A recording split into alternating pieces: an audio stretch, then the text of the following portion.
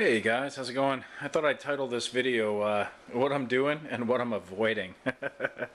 What I'm doing right now, this very moment, is pouring myself a shot of whiskey from this big ass bottle. This is my Alaskan shot glass. The last one, the other two broke over time, so this has that native pattern on it, which I really like. We'll see how long it lasts. Oh yeah. No, I'm not doing the whole thing. I'm just sipping whiskey. With this concrete floor in here, I break shot glasses once in a while. It happens. So what I'm avoiding, I think I'll start with that, is I got this universal toilet bowl replacement kit, which they say it's easy. There's 5 steps, and it's 5 steps that I just don't want to do. I don't want to stick my hands in the back of a toilet and fiddle with it, which I know I could do pretty quickly, but I just don't feel like it. So what I am doing is here's my belt, and as you can see, it has a frayed end, which has been loosening, and driving me crazy. So if any of you guys have a tip for how best to deal with that sort of thing, it's cotton. So I'm thinking I was either going to get a piece of thin metal and bend it over and crimp it, dip it in wax was my other idea, or I don't know what else. I could stitch around this to tighten it up, but I don't know what I'm going to do. So if anyone has a suggestion, or if anyone has successfully fixed a cotton belt with a frayed end, let me know. Let me know what worked. Not what failed, because I just want to know what worked. I'm getting wistful. I first watched, I'm showing you my computer. There's this guy, he's been living in the woods for a couple of days in the winter, and I am just getting excited about winter. Today was the first snow, and man, I am just looking forward to it. And I've got all that canvas, and I'm thinking of doing a couple of days in the woods with my canvas tent. And I remember SoCal gave me an idea for using, I think it was linseed oil for canvas to protect it. Excuse me. And I think I'm going to do it this year. This is the year for that. So cheers, SoCal. Hope you're well, buddy.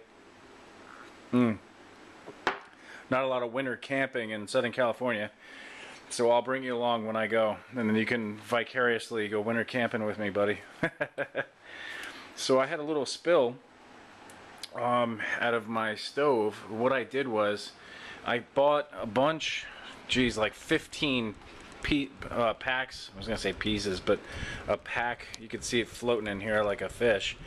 This is a big hamburger roll, and it was frozen solid, and I want to do some hamburgers in a couple hours. So what I did was I just filled the water up on my tank, and I didn't realize that this was going to displace its equal amount. So it spilled all over the place.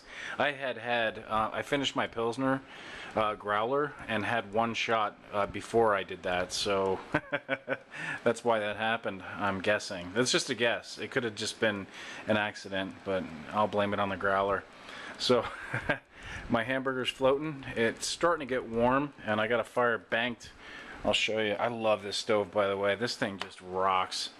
And what I'm going to do is put it on carbiners so I can unclip it quickly and throw it in the back of the van, the bug out van, and set it up inside my tent. And it's made for tents. There's little inserts on the bottom right there where you can put legs, and I think that'll be brilliant. I think that thing will just heat up a tent like nobody's business. This I found somewhere, and I added it on.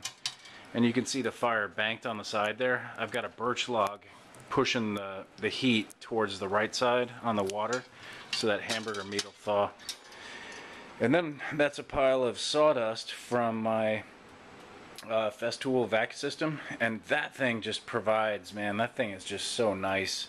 Whenever I need sawdust for a cat barfing or any various wet thing on the floor, especially cat barf, because that's pretty gross stuff, and having a handful of sawdust just to toss on anything wet and unpleasant is really nice. So that's what I'm up to. And then my another avoidance project, not doing the toilet, is I bought this chop box a couple months ago, and I've used it a lot, and it's already starting to show some wear and tear.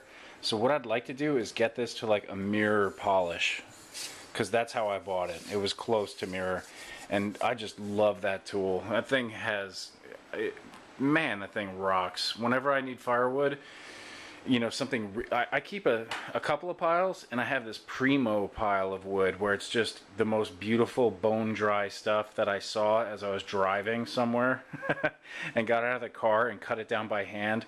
Like the primo stuff. It would be like Angus, you know, backstrap if it were meat.